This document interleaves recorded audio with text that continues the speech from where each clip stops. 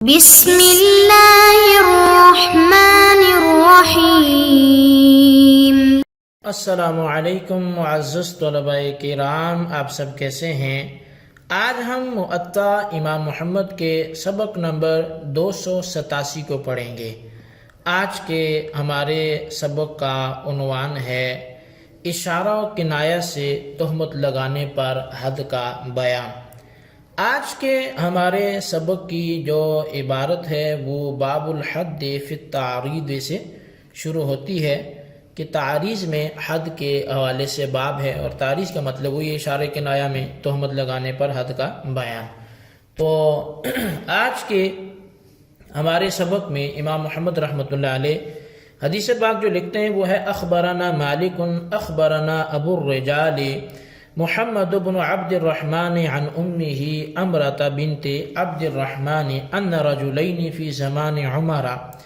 استبا فقال احدهما ما ابي بزان ولا امي بزانية، فاستشار في ذلك عمر بن الخطاب فقال قائل مدح اباه وامه،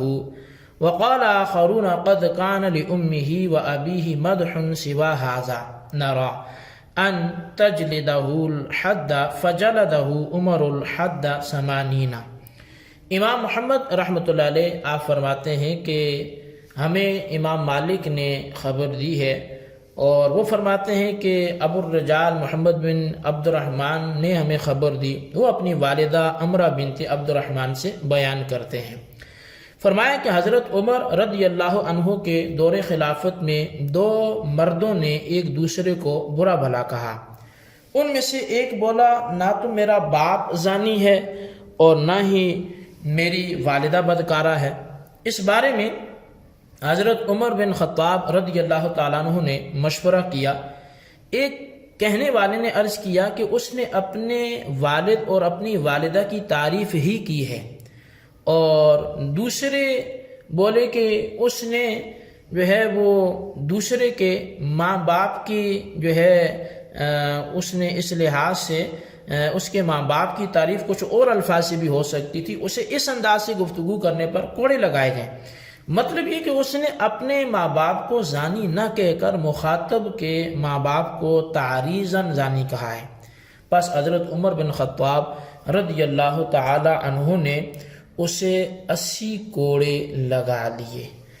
اب یہ ایک روایت تھی۔ قال محمد قد اختلف فی هذا على عمر بن الخطاب اصحاب النبی صلی اللہ علیہ وسلم،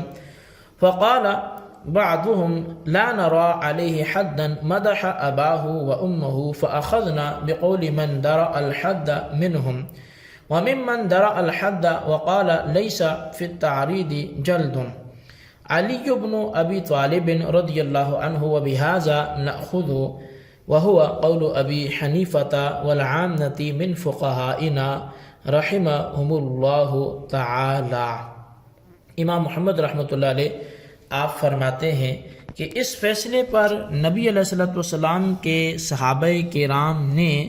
جو ہے وہ اختلاف کیا ہے، اور بعض نے کہا کہ ہم اس پر حد کو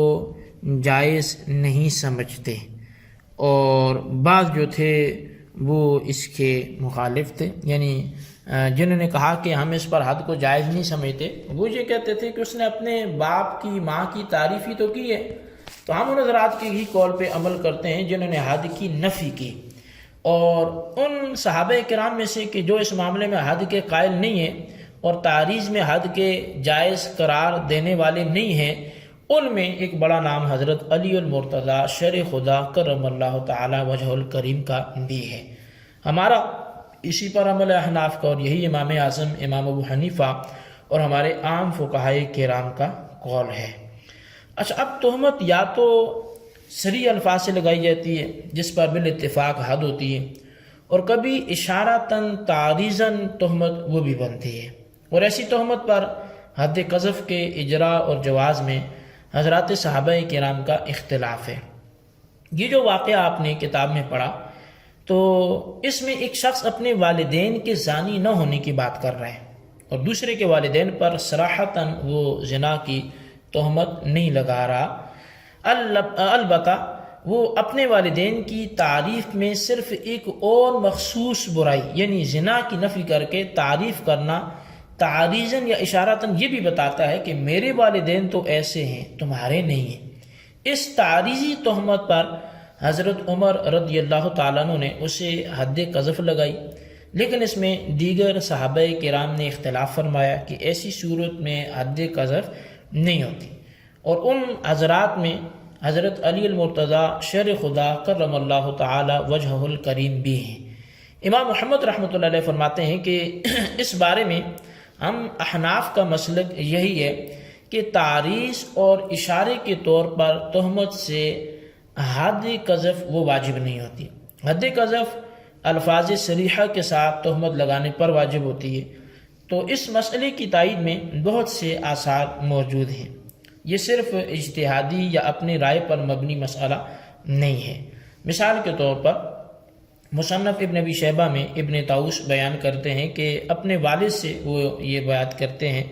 کہ وہ تعریض میں حد کے قائل نہیں تھے۔ اوف نے حسن سے بیان کیا کہ شرعی قذف کے بغیر اشارتاً یا تعریضاً میں حد نہیں ہے۔ اسی طرح حضرت قتادہ فرماتے ہیں کہ اگر ایک مرد دوسرے سے کہتا ہے کہ میں تجھے زانی دیکھتا ہوں تو اس کہنے والے کو تعزیر لگائی جائے گی اور حد نہیں لگائی جائے گی۔ ہر قسم کی تعریض میں امام قتادہ کے قول کے مطابق صرف تعزیر ہے۔ اچھا، قاسم بن محمد سے ایک شخص کے بارے میں پوچھا گیا جس نے دوسرے کو کہا کہ اے بد زبان بد عمل کے بیٹے، تو انہوں نے جواب دیا اس پر کوئی حد نہیں ہے۔ تو ہمیں صرف یہی معلوم ہے کہ حد قذف صرف دو ٹوک تہمت لگانے اور واضح نفی یعنی بچہ بچی کی جو ہے کہ یہ اس کا اپنا نہیں ہے تو اس پر حد قذف لگائی جاتی ہے۔ اسی طرح حضرت مکحول بیان کرتے ہیں کہ حضرت معاذ بن جبل اور حضرت عبداللہ بن عمر بن عاص دونوں نے کہا کہ حد قذف صرف ان الفاظ و کلمات پر ہے جو اس مفہوم میں بالکل واضح ہیں اور ان کا صرف ایک ہی مفہوم بنتا ہو جو تہمت کا ہو۔ اگر کوئی مشتبہ الفاظ ہوں گے تو ان پر جو ہے تعریضاً پھر حد لازم نہیں ہوگی۔ اسی طرح ضحاک بن مزاحم سے وہ حضرت علی المرتضیٰ سے بیان کرتے ہیں کہ آپ نے فرمایا جب حدود میں لعل اور عسا یعنی شاید ایسا ہو کہ الفاظ آ جائیں تو حد جو ہے وہ ساقط ہو جائے گی، معطل ہو جائے گی۔ اسی طرح یہ کتاب الآثار جو امام محمد رحمۃ اللہ علیہ کی دوسری کتاب ہے، وہاں حضرت ابراہیم کے والد صاحب فرماتے ہیں کہ وہ کہتے ہیں کہ جب کسی خاوند نے اپنی بیوی سے کہا بے شک تو نے شادی کی، میں اس میں کوئی عذر نہیں پاتا، تو اس کہنے والے پر کوئی حد نہیں ہوگی۔ امام محمد کہتے ہیں کہ یہ قول امام اعظم امام ابو حنیفہ رضی اللہ عنہ کا اور ہمارا بھی یہی قول ہے۔ حضرت ابراہیم بیان کرتے ہیں کہ جب ایک شخص نے دوسرے سے کہا تو فلاں نہیں ہے تو یہ کہنا کوئی تہمت نہیں بنتا۔ امام محمد کہتے ہیں کہ یہ قول امام اعظم امام ابو حنیفہ کا اور ہمارا بھی یہی قول ہے، کیونکہ اس کہنے والے نے اس کے باپ سے ہونے کی نفی نہیں کی، یہی کہا ہے کہ اس سے اس کی ماں نے نہیں جنا، تو یہ حد قذف تب لگتی جب نفی یوں کی جائے کہ تو اپنے باپ کا نہیں یعنی کسی اور کے نطفے سے پیدا ہوا ہے۔ تو بہرحال ان آثار میں آپ نے ملاحظہ فرمایا کہ کسی شخص کو اشارتاً یا تعریض کے طور پر تہمت لگانے والے پر تعزیر ہو سکتی ہے لیکن حد قذف جاری نہیں ہوتی۔ اچھا، تعریض کی مختلف صورتیں مصنف عبدالرزاق اور کتاب الآثار وغیرہ میں مذکور ہیں۔ تعریض کی صورت میں نہ تو تعریض کے ذریعے تہمت لگانے والے پر حد قذف جاری ہوگی اور نہ ہی جس کو تہمت کے ذریعے بدکار کہا گیا اس پر حد زنا جاری ہوگی۔ ان دونوں باتوں کے لیے تہمت الفاظ صریحہ غیر محتملہ سے ہو اور اگر گواہوں کے ذریعے جرم ثابت کیا جانا مقصود ہے تو اس کی تفصیل بھی جو ہے وہ آپ نے گزشتہ سباق میں یہ سن لی ہے، اور اگر بچہ بچی کی نفی کے طریقے پہ تہمت لگائے گی تو دو ٹوک انداز میں جب تک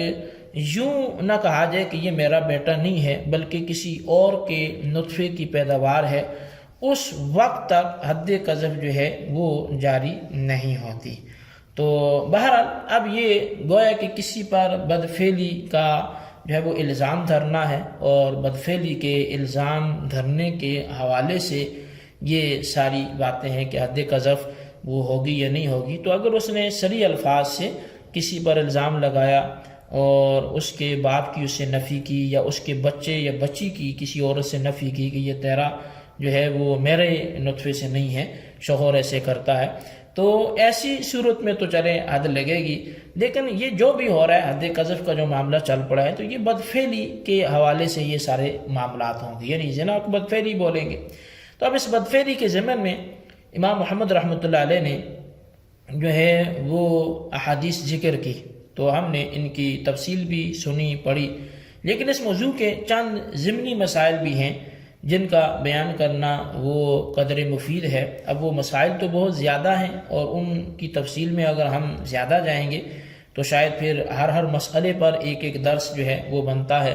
اور کوئی 6-7 مسائل تو ایسے ہیں کہ ان کی تفصیل کی جائے، تو اس لحاظ سے ہم ان سب کو ایک ہی درس میں جو ہے وہ بیان کرتے ہیں تاکہ جو ہمیں کچھ بنیادی معلومات بھی اس ضمن میں وہ حاصل ہو جائیں، اور اس کے ساتھ ساتھ ہمارا وقت بھی جو ہے وہ دروس کے اعتبار سے وہ اسی کتاب کے ہی ساتھ رہے۔ تو بہرحال اسی مسئلہ بدفعلی کے ضمن میں جو مسائل بیان کیے جائیں گے، ان مسائل میں جو کم از کم جو ہم یہاں بیان کریں گے یا یہاں ہم سبق پڑھیں گے تو وہ 5 ایسے مسائل ہیں جن پر ہم کلام کریں گے، لیکن یہ پانچوں کے پانچوں آئندہ درس میں ہم سمجھیں گے۔ تو آج کے سبق کو ہم یہیں پہ موقوف کرتے ہیں، اور اس کے حوالے سے جو گفتگو ہوئی اس کے خلاصے کو آپ اپنے رجسٹر پر ضرور لکھیں۔ اللہ تعالیٰ سے دعا کرتے ہیں جو ہم نے پڑھا سنا اسے یاد رکھنے کی توفیق نصیب فرمائے، آمین بجاہ النبی الامین صلی اللہ علیہ وسلم۔